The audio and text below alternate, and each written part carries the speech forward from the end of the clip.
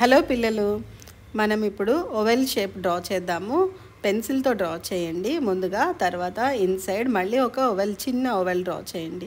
తర్వాత మనము ఇప్పుడు కర్వ్డ్ లైన్స్ డ్రా చేద్దాం. Right side curve, right curve and left curve. అలా కర్వ్డ్ లైన్స్ కొంచెం గ్యాప్ ఇచ్చి డ్రా చేయండి. తర్వాత పైన 2 లైన్స్ కర్వ్డ్ లైన్స్ పెట్టండి. దాన్ని జాయిన్ చేయండి. ఇన్సైడ్ ఆ లైన్ని ఎరేస్ చేసేయండి. తర్వాత దాని మీద పెన్సిల్ లైన్ మీద స్కెచ్ పెన్తో కానీ మార్కర్తో కానీ అవుట్లైన్స్ డ్రా చేసుకుందాము. రైట్ సైడ్ కర్వ్డ్ లైన్స్ అలానే left side curved lines complete అయిపోయిన తర్వాతన పైన ఇచ్చిన మన 2 లైన్స్ 2 కర్వ్డ్ లైన్స్ వేసాం కదా, దాన్ని వేయండి. ఇప్పుడు వేస్తున్నాం కదా ఈ 2 కర్వ్డ్ లైన్స్. లోపల ఇన్సైడ్ మాత్రం వేయకండి. అలానే ఇన్సైడ్ నేను 2 ఐస్ కోసము 2 సర్కిల్స్ డ్రా చేశాను. దాన్ని లోపల ఇన్సైడ్ ఇంకొక చిన్న సర్కిల్ వేసి దాన్ని ఫిల్ చేసేస్తున్నాను. ఇది మీ చాయిస్. మీరు కళ్ళు డ్రా చేయాలి అనుకుంటే డ్రా చేయొచ్చును, లేదు అనుకుంటే వదిలేసేయచ్చు. నేను కార్టూన్ పిక్చర్లా ఉంటుంది అనేసి అని ఐస్ డ్రా చేశాను. తర్వాత మీరు మొత్తం పెన్సిల్ లైన్ అన్నీ ఎరేజ్ చేసేసేయండి. ఎరేజ్ చేసిన తర్వాత ఎల్లో కలర్, నేను వేసేది ఎల్లో ఓకర్ వేస్తున్నాను. మీ దగ్గర చిన్న క్రేయాన్ సెట్ ఉంటే ఇందులో ఈ కలర్ ఉండదు. అలానే 24 షేడ్స్ ఉంటే అందులోని ఈ కలర్ ఉంటుంది, ఎల్లో ఓకర్.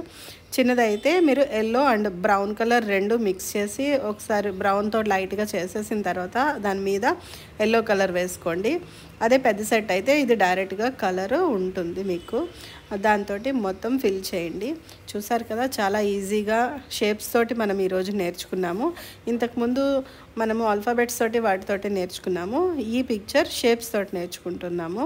మీరు కలరింగ్ చేసేటప్పుడు మధ్యలో వైట్ గ్యాప్స్ లేకుండా అలానే ప్యాచ్డ్ లైన్స్ లేకుండా నీట్గా ఫిల్ చేసుకోండి. ఒకటే డైరెక్షన్లో ఫిల్ చేయండి. నేను పైనుంచి కిందకి అది కూడా కర్వ్డ్ ఇదిలోనే ఫిల్ చేస్తున్నాను, చూసారు కదా, అలానే చేసుకోండి.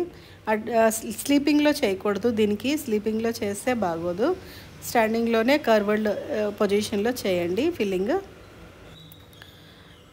నీట్గా డ్రా చేసుకోండి. కలర్ బయటికి రాకుండా, ప్యాచ్డ్ లైన్స్ లేకుండా కలర్ ఫిల్లింగ్ నీట్గా చేయండి. మీరు ఇలాగనే దీన్ని ఇప్పుడు మనము క్రేయాన్స్ తోటి చేస్తున్నాము, ఆయిల్ పెన్సిల్స్తో చేస్తున్నాము. అలానే క్రేయాన్స్తో చేసుకోవచ్చును, కలర్ పెన్సిల్స్తో చేసుకోవచ్చు, అలానే వాటర్ కలర్స్ యూస్ చేయొచ్చును. అది మీ చాయిస్. మీరు ఎలాగైనా సరే కంప్లీట్ చేసుకోవచ్చును.